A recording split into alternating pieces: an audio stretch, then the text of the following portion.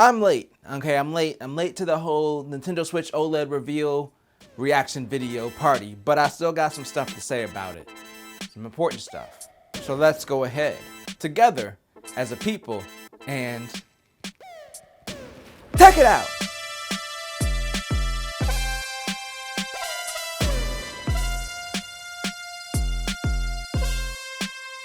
And welcome to another sensational Sunday. I'm Mike, and yes, this week we're going to talk about Nintendo's weird Switch lineup after the announcement of the new Nintendo Switch OLED. And in case you missed the announcement, let's just go over what they're changing first. So yes, Nintendo did announce a new Switch. Finally, we have been waiting. You know, it was rumored it was going to happen before E3, then at E3, and then we didn't get anything. And now it's finally here, and basically it just has an OLED screen, something that I was doubty about, but I guess OLED's gotten cheap to the point where Nintendo's actually incorporating it into their system, which is great. Of course, it's bigger than the 6.2 they have currently on the regular Switch model. It also has better speakers. It has a way better looking kickstand. I'm not even gonna lie, the kickstand looked fantastic. 64 gigs of storage instead of 32 internally. Of course, you could still expand it with an SD card. And then the dock is gonna have an Ethernet port built in, which that one was a little bit weird. But okay, that's fine. And it's only $50 more than the current Nintendo Switch. And it comes out October 8th alongside Metroid Dread. So that's it. I didn't make a video about it on Tuesday. I wanted to record a video, but my reactions were so mixed at the time because I saw that the new Switch had dropped. I rushed over to the Nintendo site. I hadn't read anything else about it. I was at work and one of my coworkers was like, "Did you see the new Switch?" And I was like, "The new Switch." So I went over to the Nintendo site, I watched their little 2-minute video, and I was super excited. And then I was like, okay, well, what about the specs? Or what about the 4K and all the stuff that had been rumored? Which I didn't care about the 4K portion of it. I really just wanted some improved performance because since day one, since Breath of the Wild came out, even that game had sections where it struggled frame rate wise, and then you have stuff like Pokemon Sword and Shield in the wild area, and there's a bunch of games that had frame rate issues on the Switch. Even Hades has some frame rate issues occasionally. So I was really looking forward to it just to get that little bit of boost and hopefully smooth out that gameplay experience. But then I saw that there was no upgrade as far as the hardware. It's supposedly exactly the same internally. And of course I was disappointed, but at the same time I realized I couldn't be disappointed because Nintendo never promised us anything, even though these leaks were coming out fast and heavy and they seem to be true. Everything seemed to line up because if you look at, like, you know, the PlayStation 4 and the Xbox One, they had a refresh around this time where they introduced the Pro systems around this time in their life cycle, where they introduced the Pro systems, and then even Nintendo with like the 3DS, they released the XL that was more powerful. So we were kind of expecting something more powerful, but Nintendo never said that they were going to do that. And also, if you think about it, Nintendo console-wise has never really done a more powerful system. They only did that with the 3DS, but their actual consoles, they've never really done that. And then also, this is the first time that their console and their handhelds are together.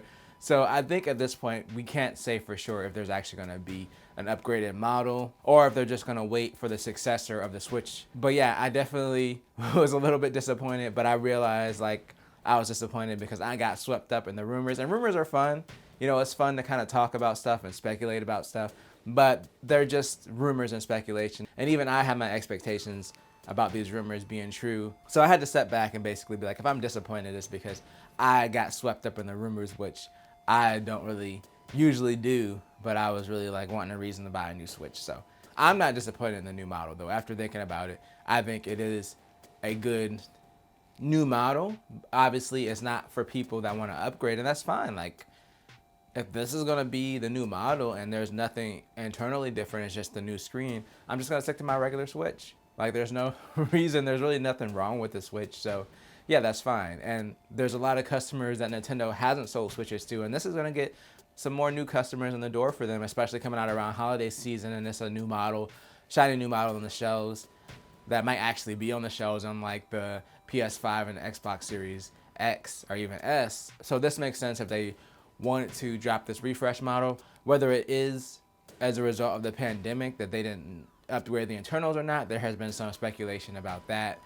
At this point, it doesn't matter. This is what we have, and I think it's pretty cool. Like, I'm almost tempted to upgrade just because the screen is bigger and it's OLED, but I do have an OLED TV already So if I do want to play games like on an OLED screen like Nintendo games, I can just play it on the TV. But yeah, the contrast ratio and the colors are way better than most LCD screens. So having this OLED screen on the Switch would probably look amazing. The one opportunity I would say that they had would be to bring a feature like HDR to the Switch, because they wouldn't have needed 4K. Like, you don't need 4K to do HDR, even though people associate them with each other. HDR is high dynamic range. As long as the Switch met the brightness requirements for HDR, which I don't know if their OLED screen does. I'm guessing it does. So I think for OLEDs, it's only 500 nits the last time I checked. Peak brightness. A lot of phones and stuff are brighter than that usually, like the smaller OLED screens. But I don't know if it's AMOLED or regular OLED or exactly what it is. So either way, that would be cool if they could have done HDR, but then that would also require additional programming in the games to do HDR. They don't really have a technology, as far as I know, to do auto HDR like Microsoft does on games that don't support it, because otherwise they would have to go back and do some work to add HDR effects to the games. But that would have been something that would have been kind of a cool thing to add as a way to get people to upgrade to the Switch that already have one.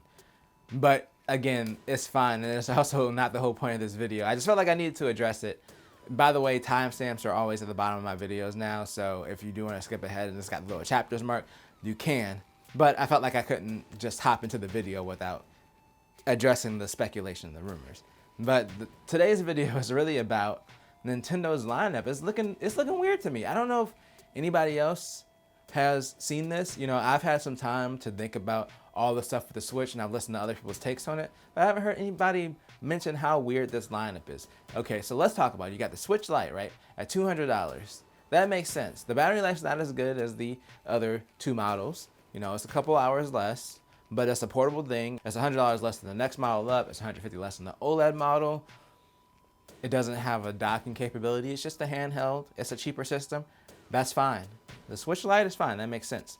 Then we got the middle model, which is the Switch that we all know. Technically, this is the revision 2, but it does have better battery life. It's got the 6.2-inch screen. It's got the bad kickstand. It's got no Ethernet port. It's got 32 gigs of storage. And then for $50 more, you step up to the OLED model, and then that has all the stuff I mentioned earlier: the bigger screen, the better speakers, the Ethernet port, the double the storage, and a way better kickstand. There's an issue with the top two right there. I think if you're buying a Switch right now, then you should wait for the new one. Like, unless you want a Switch Lite and then get a Switch Lite, or you can still wait until the new one comes out and maybe get a regular Switch for closer to $200, just because there'll be a new model in the market. But I don't think that this OLED model is going to be a third tier for long. I really think that this is going to be a replacement model, because look at the name of it to begin with. They didn't call it the new Nintendo Switch or anything like that. They just called it Nintendo Switch parentheses. Inside the parentheses is OLED. That's it. Do you know how easy it is to get rid of that OLED and just for it to be called Nintendo Switch? What I think is the regular Switch, you know, is still selling really well. And they have these specialty models like the Animal Crossing one that are obviously selling really well. And they probably have a lot of stock of them out there. So there's no reason for Nintendo to kill the regular Switch right now. But if they were going to have this new one be a third pillar permanently, I think they probably would have priced it higher to make sense of having the regular Switch and then having this upgraded model, even though internally all three of them are the same. They could have priced it at $400, and that would have been like, okay, well, you do get all this stuff, but it's $100 more than this one. And then this one's $100 more than this one. And that would have made sense. But no, they priced it $50 more, just within reach of the regular Switch. So that tells me that Nintendo probably just wants to sell through their inventory of Switches. And then once it dwindles down, then they're probably just going to discontinue it. And it'd be easy for them to just be like, boom, this is gone. The Switch OLED is now just a Nintendo Switch. That's the default model. And even if they don't come out with a higher end model or not at this point, it doesn't matter. I just don't think that they're going to keep the regular Switch around forever. I think that maybe in a year we'll see. Like, if I'm wrong, in a year you probably know, because by a year later they probably would have sold through a lot of their Switch stock. By then, it's also going to depend on the availability of the parts for this new Switch. Like, obviously the biggest thing being that new screen.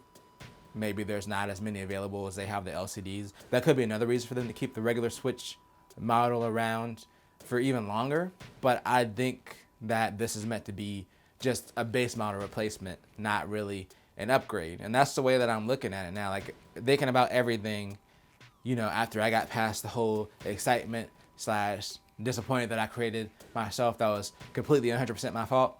After I got past all that stuff, I was like, you know what, this is a replacement. This is not, an upgrade for people that have a Switch. Unless you have a Switch Lite and you finally want to go up to the big one, then obviously get this one because the screen is going to be amazing.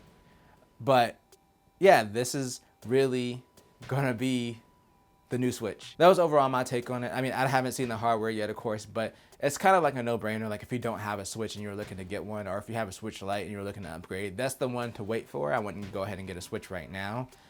If you want a special edition one, you might want to go ahead and nab that up because, like I said, I think the regular Switch is on its way out.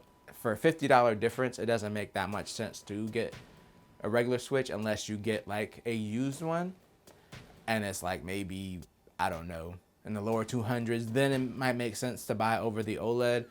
But yeah, I don't think that there's I don't think that the lineup makes sense right now as is. So I think that they'll probably just sell through their stock and then be done with it, especially because they're all using the same internals, and it'll probably be relatively easy just to transition everything over to that OLED model and stop making the other one.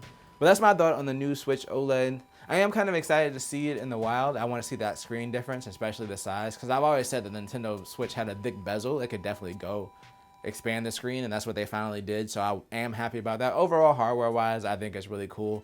I don't know if I'm going to upgrade yet. I keep saying I'm not going to upgrade, but every time I'm on camera and I say that I'm not going to buy something, I buy it. So I'm just not even going to say it this time. I'm just going to say probably not going to, possibly, probably not, maybe. That's what I'm going to say. That's all I'm saying about it. And I'll be back on Wednesday as usual with another exciting video. But if you enjoyed this one, if you enjoyed it, then make sure to tell a friend, tell a coworker, like, share, and subscribe, and always do at least 2 things at the same time. Peace. That outro got really weird. It got really weird.